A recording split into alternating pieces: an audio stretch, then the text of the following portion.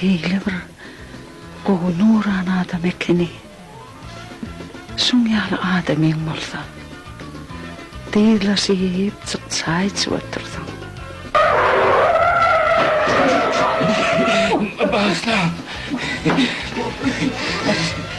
Yani yok.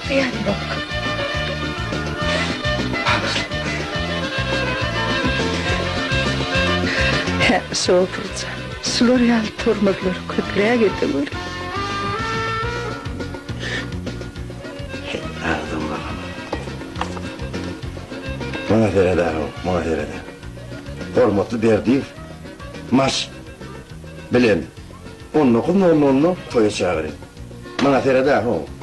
Yok, bunlara men gerek geldi, bunlara maşin gerek o. Maşinin olsa parmalı yok, ham parmalı lan. Yok, adamlar oğlunu yaptırmış. Şu kurbanıdan gelsen ne yaptın o? Şu Bilez Okan oğlunum o. Bilez Okan oğlunum. Buna terede. Maş. Yok, lay adamların oğluna yarayıp. Maşinin olsa parmalı yok, ham parmalı lan. Hay boyan. Maşinsiz var yanına, böyle maşinsiz var ya. Yürüyütü maşin koyup var ya. Yok, bundan çıkar bundan, Asırban'dan çıkar be. Şu okuda koyakan milyardım, kürün bir maşindi. Şu maşinimi olaytadım, maşin doğutlum, maşinimi oldu. Toyma maşinimle çağırırdım, maşinini kullanırdım. Yok, dine maşin bulanır, için çağır yani, beğenme ya.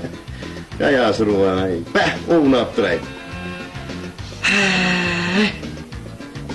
Nurcan, ne de var şonu alçakılık, terez şunu ne? Ne durduyu? Mas diyen var ha, maşin ne ala ol? Mas falan bilen,